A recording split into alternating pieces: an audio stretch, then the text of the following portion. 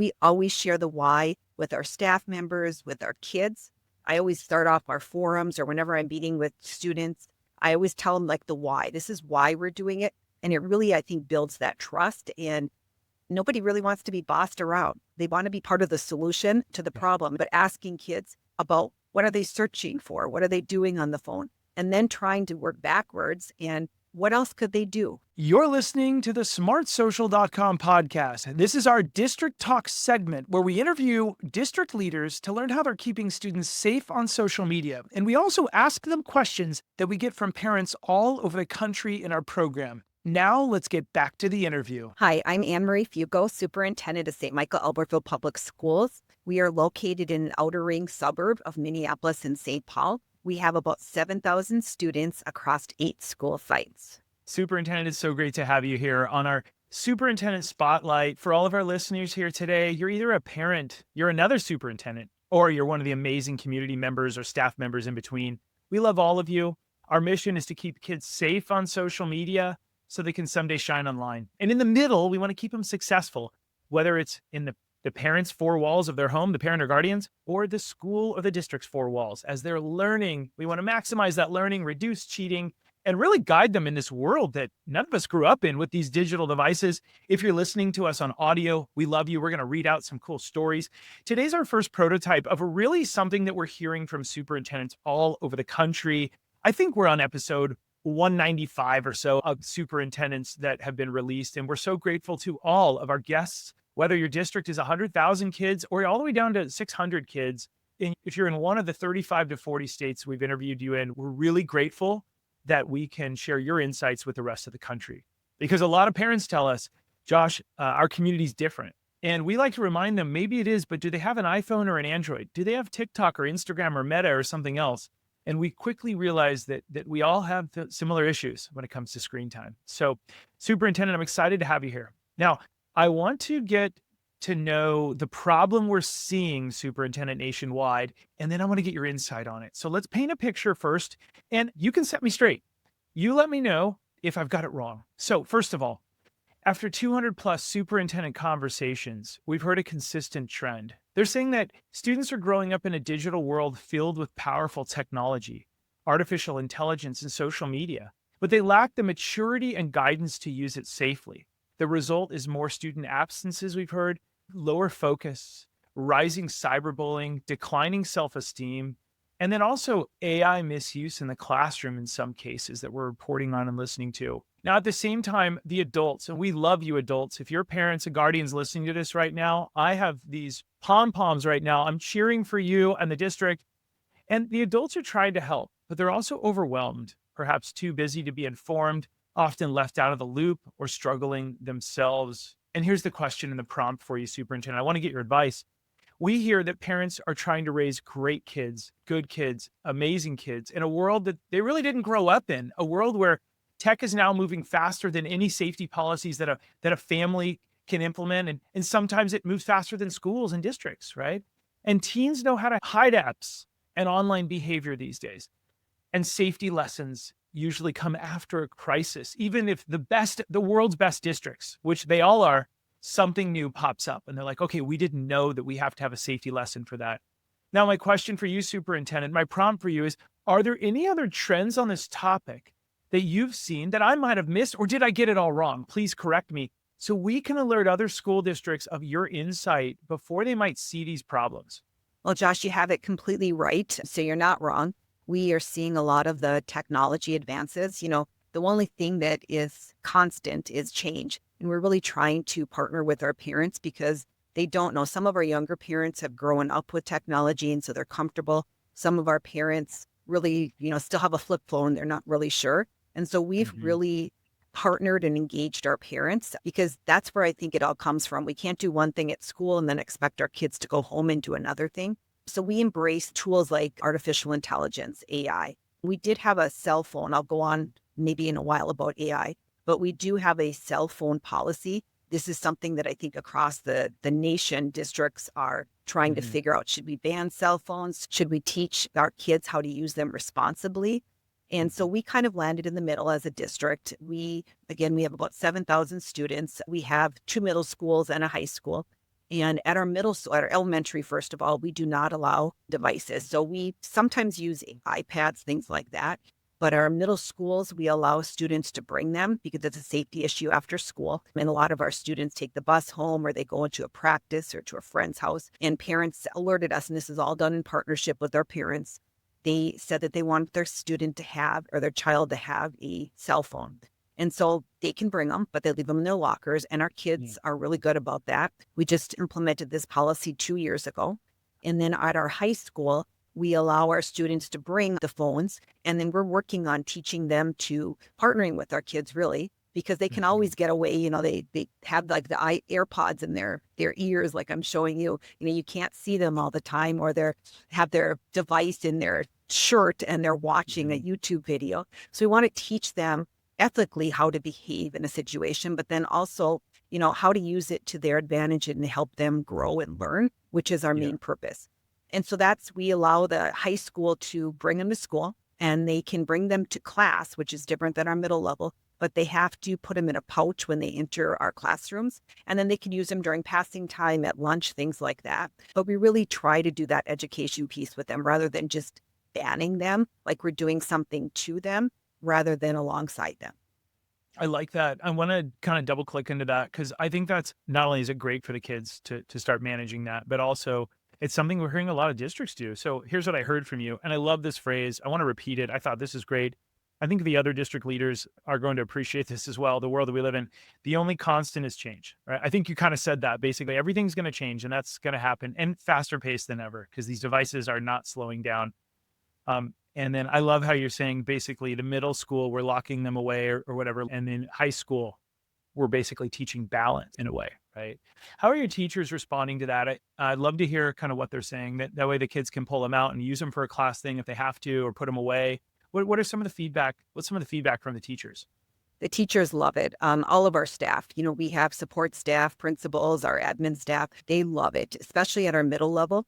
What Yeah. they've said time and time again, we have multiple listening sessions I have with our staff, and they're very grateful. And they actually thank me, even though it was a collaborative effort with our staff and our school board and our students too. But they thank me because they'll say you walk into the cafeteria, you walk into between passing time at our middle schools, and kids aren't checking their phones. They're actually having conversations. And, Hmm. with the pandemic and all the things that these kids have went through the last 5, 6 years, we lost that. We lost that personal connection. And so they said the kids not only are learning more, but they enjoy hearing them talk like kids should talk, like we used to talk, or I used to talk to my friends at lunch or during Yeah. passing time. But Yeah. I think sometimes that, or over the past couple of years, that personal connection and that ability to hold a conversation with a peer has been lost. And we are very happy because staff are noticing that kids are able to have a conversation. And the other thing, kids are thanking me. I host 24 student forums a year, one a trimester with each of our 8 buildings. And the kids, I ask about at the middle level, what do you think about this? And the principals aren't in there, the teachers aren't in there. It's me with like 10, 12 kids. And they said, at first we didn't like it, but Yep. we like it. We've learned to have conversations, to play games. We can laugh. We're not all with our heads down staring at our screens. One kid said, I really like just having a break from screen time. And that really Mm, like resonated with me because mm, we think that kids need these and there's a time and a place for them, but they really don't need the yeah. devices. Superintendent, somebody at our company, her son said just the most brilliant, and for all of our listeners, your kids sometimes have the answers, right? And what the superintendent is saying is tough parenting isn't liked at first, and then it's loved in the long run. And what I'm hearing and loving is that we are tough parenting and helping kids become better at the age of 25 than even if they don't like us now. We want mature, amazing kids that are employable and well respected and respectful of others when they're 25. And then we heard from some students, or at least one specific student said the most brilliant thing when TikTok was banned for a brief while and couldn't be downloaded or really used that much in the United States. He said, "Mom, I really hope that TikTok is banned forever because I just don't know how to put it down." Right. And I thought that was fascinating that kids can kind of see that and they just don't know how to put it down.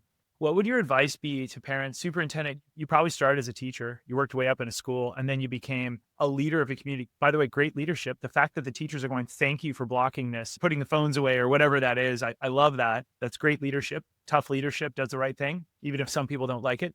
What would you say to parents if their kids are really glued to these devices and they want to have that difficult discussion about how to open that up so they can get closer to their kids? We try to give parents some pointers too. We fully respect and acknowledge that parents are their children, but yet we share their children and we're very Yeah. happy for that trust that they've placed in us. But so we give them some pointers here and there about, really making life at home fun. And so, Right. instead of just saying, no, you have to lock, because a lot of parents will, and it sometimes works, give me your phone after 9 o'clock, after 7, whatever the time is, you can do that. But having that conversation and sitting down and really talking with your child, I think is the most important. And then the why. We always share the why with our staff members, with our kids. I always start off our forums or whenever I'm meeting with students, I always tell them like the why. This is why we're doing it. And it really, I think, builds that trust. And nobody really wants to be bossed around. They want to be part of the solution to the problem. And so asking kids, I think as a parent, I'm a parent, but asking kids about what are they searching for? What are they doing on the phone? And then trying to work backwards. And what else could they do? I just was writing an article about the summer slide for my end of the year newsletter. Here's some other things besides, and I did say it like sticking your child in front of the TV or, something like that. But there's so many things. Go to the library together. Find out if your child really likes dirt bike racing or likes if you're going on a family trip. Explore those things. And if you give kids an alternative, they will usually pick that up. It's a habit. Just like when I wake up in the morning, first thing I do is grab my phone. It's a habit. I really don't need to be grabbing my phone, but if it's developed over time. And I think as parents, every family is a little bit different, but our goal is to engage our kids. And the same thing, I'm always telling our staff when we engage our kids and we build those relationships and we work hard at it because it's not a one and done. Kids want to come to school. And same thing at home. When you engage your children and you make them feel like they have a voice and that they feel that they have a say and the why is clear to them, they will come around and they'll enjoy doing other things, especially with you as a parent or their siblings. I love that. That's a pro tip. Okay, so for all of our listeners right now as well, and we're going to get back to that parent engagement in just a sec. Speaking of which, a lot of parents are asking us, for all of our listeners, hey, Josh, what advice would you give a student to help them recognize some of the red flags of a dangerous stranger? A big part of what Smart Social does is teach parents how to talk to their kids in a way that opens them up so that predators don't have that chance to befriend them, to groom them. We're getting in front of thousands of conversations, but let's hear from a real student about how she might help a friend recognize those red flags.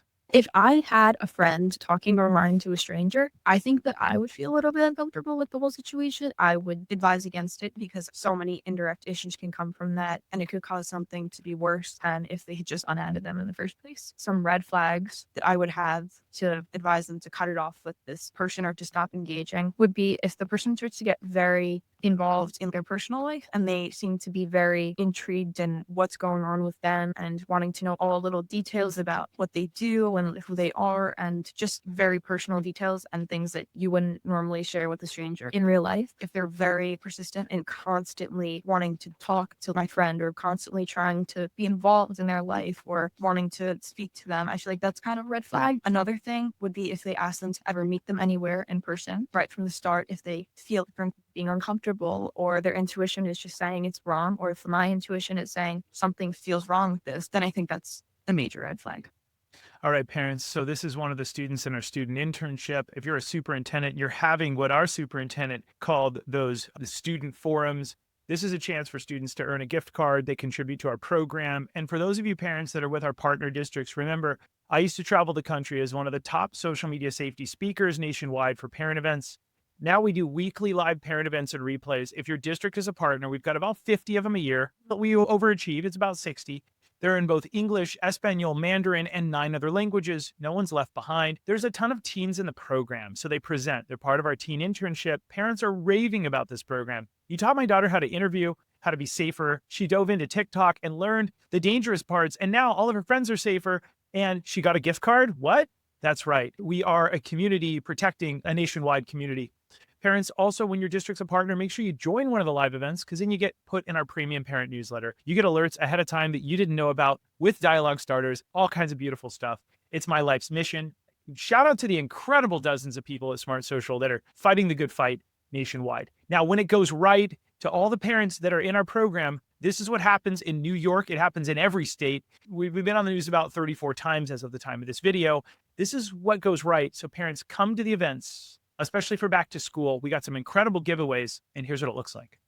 You are the one that needs to decide whether it's too much screen time or just right. But parents and teachers know when it comes to teenagers and social media, that's easier said than done. So, in an effort to protect students from the dangers of being chronically online, schools are doing something you might not expect, asking parents to get online too. It makes an awareness to parents and students. It also gives them an understanding of some of the warning signs. That's just one reason why Deron Wilson, an executive director of school engagement, says his district uses the app Smart Social. It's an online app designed to educate parents and students on how to avoid strangers and dangerous situations online. Kind of like, I want to say, a trap. When you get involved in the cyberbullying, you might start friending somebody on an app, or somebody might say, hey, they might send me your picture. Smart Social founder Josh Oakes says while there are a lot of things that can and should scare us online, the increased number of parents he is able to reach underscores the importance of growing social gathering spaces online. Back in the day, I used to be one of the top social media safety speakers nationwide, but I was flying around to certain school districts and they're the best of intentions, but only 20 or 30 parents would show up. We get 10 times the amount of parents to show up, and they want to learn from the convenience of their home or office how to keep their kids safe on social media. They want to ask live questions. They want to learn how to have dialogue starters with your kids that actually get their kids excited about talking with their parents and strengthening that relationship. Darcy Wertique, Spectrum News. Hey parents, remember we've got live events all over throughout the year, and we're just going to go through really quickly one more time. Even over the summer, we've got them in Espanol, the impact of too much screen time. Over the summer, you're going to see 7 steps to ignite your teen's motivation. We have a summer streaming series in June and July, which is exciting. And then also a replay in 12 languages of all of our world-class programs put together by dozens of parents in dozens of states. And they used my Disney background essentially to really make sure that this is teen friendly. Every teen can come to these events and watch them. And also it's parent friendly with lots of dialogue starters. So throughout the year, we've got a whole plan. All right, we are back to my guest expert here. Superintendent, I've got one more big question for you. But first, I want to set it up with a story, a trend that we're seeing. After those 200, I'm going to be honest, it's about 300 superintendent conversations. We've now uncovered another critical pattern. I want your advice on this, and I want you to set me straight. Maybe I have this all wrong, Superintendent, but I'm hearing that many districts are struggling to meaningfully engage parents despite their best efforts. And I've traveled to those communities as a top speaker. I'm just so honored to have gone to 29 states, but emails, texts, and flyers have often gone unread. Parent events frequently had a low turnout, as you saw in some of our videos. But while most parents care so much and so deeply about their kiddos' education and safety, they're often overwhelmed with all the other stuff on their plate, or they're unsure how to support the school or the district effectively. And this disconnect I'm hearing, and I may be wrong, and maybe you have little angels in your community and everything's perfect, but I'm hearing that this disconnect creates a gap where the district and schools realize how important it is to partner with families. So as a result, here's what I'm hearing. Again, I want your insight. We've heard from communities and districts and superintendents, hey, Josh, many parents in our community are feeling overwhelmed. They're trying to keep up with fast-moving online trends, digital safety risks. And in addition, I'm hearing students are finding ways to increase their screen time, especially we're going to summer break here as of the recording this video, and kiddos are bending the rules, especially when the expectations at school or the recommendations differ significantly from those at home. So my question for you, Superintendent, what trends, pain points are you seeing when it comes to parent engagement? Where do you feel families are struggling the most to stay informed or connected?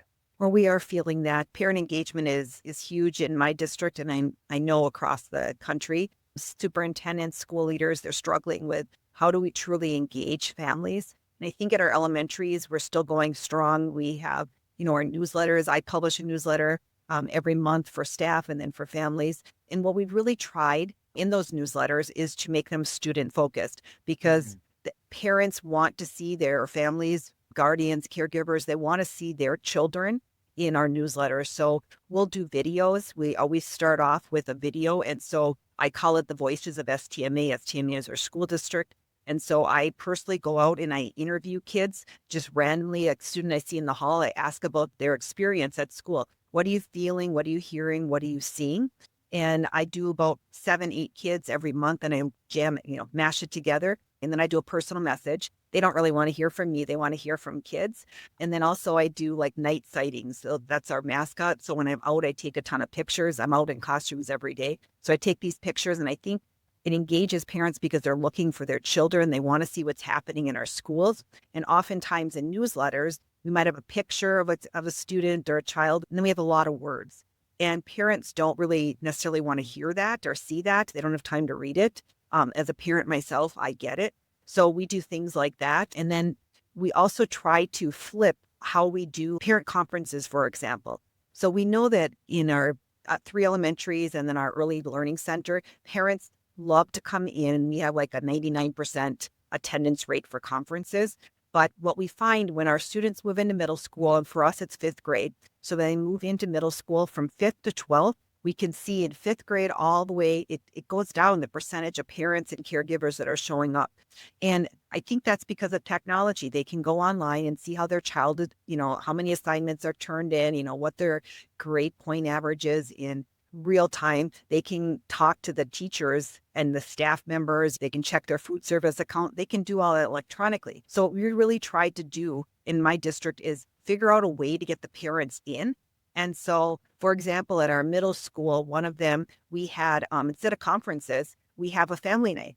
And so we invite our staff members to bring their family in, which is like back when I was teaching, we didn't have the families. You may have talked about your family, but we have our staff members from our paras, our food service, our teachers, office people, nurses. They bring their families in, and then we invite all the other families in. All of our students can bring their entire families with. We had bonfires. We roasted s'mores. We had bags, the games. We had all kinds of fun things for the families to do. And again, our big thing, we know this as educators, but I think sometimes we forget it, but we really, we're supposed to build relationships, but here in my district anyways, we really double down on those relationships and connections, because when people feel like they have a strong relationship and it's nurtured, again, it takes time to keep coming back and nurturing ththese relationships and making these connections. It's really hard to not want to partner with educators when times get tough, because sometimes there's a behavior challenge that we have to navigate together.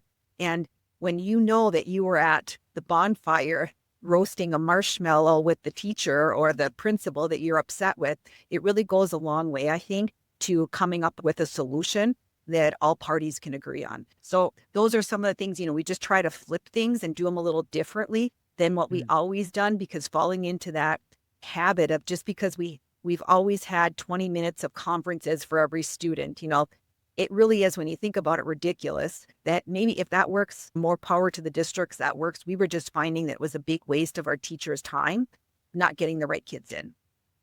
I love it. Here's what I'm hearing, and I want to congratulate you and compliment you. I mean, I heard some great things. And for all of our other districts, we train a lot of superintendents how to send really engaging newsletters, as I've advised some of the world's biggest brands over the years, because we're doing this for a lot of districts. It's always about how do you get them to open that newsletter? And what the superintendent just said here today is put the kids in the newsletter. And parents go, whoa, there's a chance that my kid or some of their friends are in there. And I love what you said about you're visiting the schools, the classrooms. You're bringing those kids in and listening to their needs, which is directly to the kids. Not every superintendent gets a chance to do that. I love that you're doing that. I love that you've made that a priority of yours. I'm also hearing that there's pictures in the newsletter of sightings. Parents can keep up through the pictorial stuff. Every picture is worth, 1,000 words or something like that. And they want to just glance at those. The student voices, phenomenal, absolutely incredible. And then I love how you said the staff plus their family engagement. I love that you're doing that, because then everybody feels like my mom or my sister works at this school and we love that school, we support that school. That makes happier staff members. And for everybody listening right now, if you're a parent, you work at a company and you know that great company culture is what keeps you there. And you also take better care of the customer when you love working there. A school is like a company. We're talking to the CEO right now, and their number one objective is to keep kids safe and help them learn and become resilient and educated and loved while they're in those buildings and for the rest of their life, which is exciting. So to see that organization culture is just refreshing. Hey, Superintendent, I really enjoyed this. Thank you. I want to thank you personally. It's a busy time of the year. The graduation happens in just a few days. Thank you for your time today. Thank you for having me. I enjoyed talking to you. Been great. Yeah, thanks a lot. For all of our listeners, it's been really great to have you here. Back to school is going to be huge for us. We've got a huge October where we're doing anti-bullying, the biggest anti-bullying event perhaps in the world. It's live. Come to it. We have 5 October events where we teach your kids how to behave positively online, how to stick up for their friends. It's in English, Espanol, Mandarin, a bunch of other languages. It's taught by 8 experts every single night that we teach it. And one more thing, in line with that, remember, no matter what you're doing online, to keep it light, bright, and polite, because your kids are watching how we all behave online. We'll see all of you on the next episode. Thanks so much. Have a great rest of the day. Thanks for listening to the smartsocial.com podcast. Smart Social helps parents understand technology and social media to keep their kids safe and successful. Be sure to join one of our weekly online live events to become the smartest parent on the block so you can keep your kids safe and protect their future. Also, don't miss our 450 plus online resources and replays you can watch on demand in multiple languages. Are you a school district wanting to unlock these resources for your parents? Reach out to us so we can protect your whole community each week. Have a great rest of the day, and we'll see you on the next episode.